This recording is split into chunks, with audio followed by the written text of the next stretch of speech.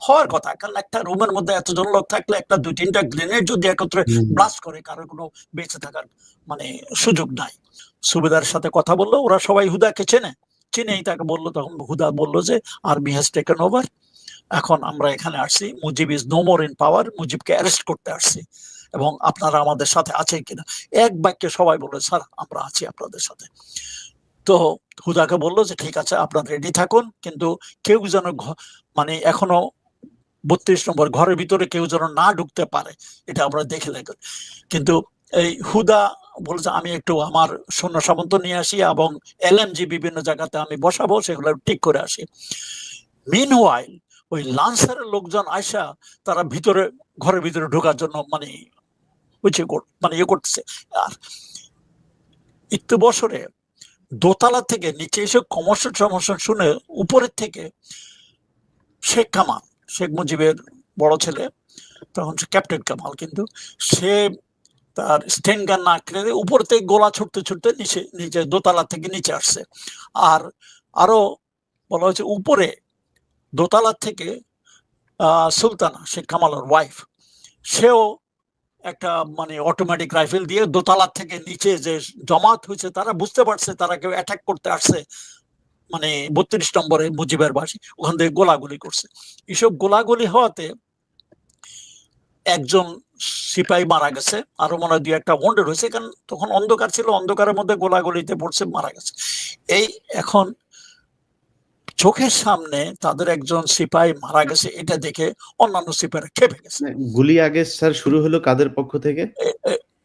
মানে বজলুল হুদার কথা মতো শেখ কামাল এবং তার ওয়াইফ সুলতানা, এই দুজনের থেকে গোলাগুলি।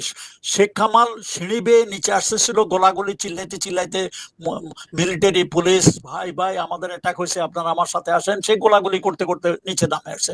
আর উপরে দোতলা থেকে সুলতানা কামাল ওই নিচে সৈন্যদেরকে গুলি করছে, ওখান থেকে শুরু হয়েছে প্রথম। তারপরে যখন ওই দেখলো যে একটা ছেলে মানে উপরের দোতলার গুলিতে একটা সিপাহী মারা গেছে আর্টিলারির নিচে সামনে, অন্যরা খেপে গেছে। তখন একজন নাকি বলে উঠলো শালার গুচ্ছি শুদ্ধ সেট করে দেয়। এই কথাটা কিন্তু পরবর্তী পর্যায়ে শেখ মুজিবের বাসার এক চাকর, সে লাফায় যায় পলায় অন্য জায়গাতে আশ্রয় নিচ্ছে, সে ওটা স্বীকার করেছে যে গোলাগুলি শুরু হয়েছে মানে শেখ কামাল এবং সুলতানার তরফ থেকে, উপরের থেকে, এবং ওই নিচে একজন লোক মারা গেছে, আরো হয়তো 2-1টা ওয়ান্ডেড হয়েছে। এইসব দেখে অন্যান্য সিপাহীরা খেপে গেছে, বলেছে শালার গোষ্ঠী শুদ্ধ শেষ করে দেয়। এবং ওই পর্যায়ে ওই আমাট করলো করে এসে ঘর মানে গেট ভেঙে ঢুকে গেছে। তো মিনওয়াইল হুদাও আসছে, এটা কিন্তু হুদা তখন অবস্থায় ওখানে ছিল না, তারা বলছে যে ঘরের ভিতরে না যেতে, কিন্তু তার কথা না শুনে সবাই এসব গোলাগুলি দেখে তারাও ভিতরে ঢুকে গেছে। তারপরে এই পর্যায়ে কিন্তু গোলাগুলি একটু বন্ধ হয়েছে। তারপরে হুদা আয়সা তার লোকজন নিয়ে আবার ভিতরে ঢুকলো। By that time I think Sheikh Kamal is dead. Sheikh কামালের সাথে হয়তো ইয়ে ছিল, শেখ নাসিরও ছিল সেদিন বাসায়, আরো কিছু পুলিশ 2-1জন ওখানে হয়তো মারা পড়তে পারে। আর হুদা তার কিছু সৈন্য সামন্ত নিয়ে উপরে গেছে। His duty was according to him to bring Sheikh Mujib down, এবং তার সাথে তার কথা মতো মেজর মহিউদ্দিনও ছিল, তারা উপরে। আর মিনওয়াইল শেখ মুজিবও তার ঘরের থেকে বাইরে আসলে হুদা, মহিউদ্দিন ওরা শেখ মুজিবকে নিচে নামায় আসতেছিলেন, সিঁড়ি বয়ে নিচের দিকে আসতেছিলেন। যে মুহূর্তে তারা সিঁড়ি বয়ে নিচে আসতেছিলেন, অমন সময় উপর থেকে নাকি আবার গুলি গালা শুরু করছে। এই সময় শেখ জামাল, সেও ওই রুমে, শেখ জামাল এবং সুলতানার ও দুজনেই এলো পাতালি গুলি গালা শুরু করছে। এক গুলিতে এই মুজিবের পিছনে ছিল একটা সিপাহী পড়ে গেছে, মানে বন্ডেড।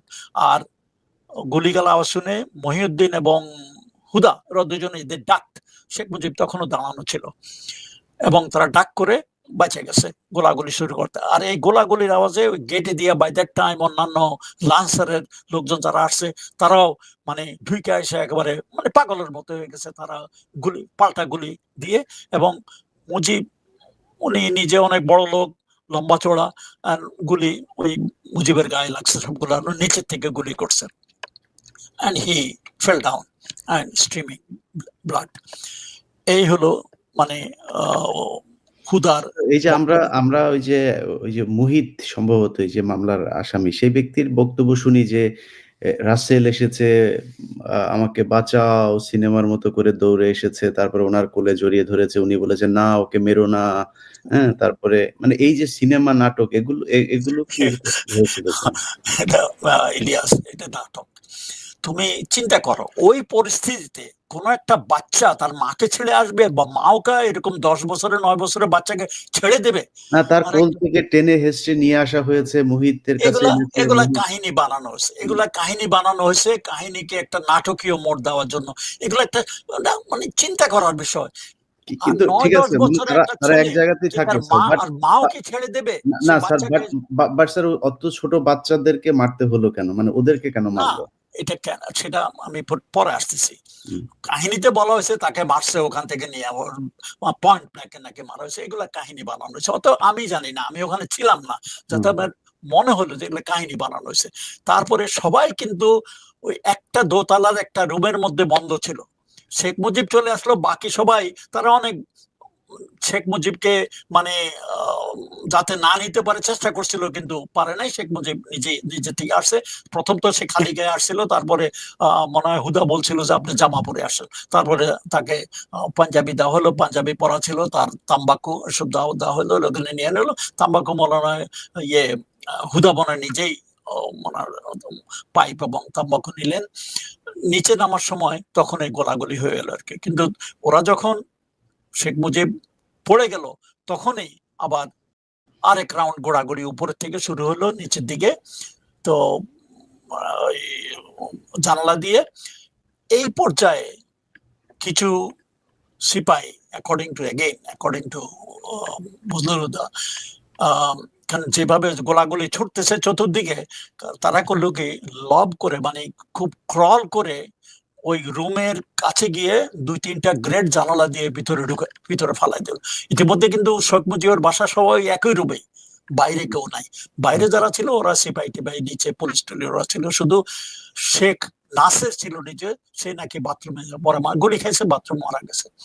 কিন্তু বাকি সবাই রাসেল মাসেল সবাই মিলে ওই রুমে ছিল।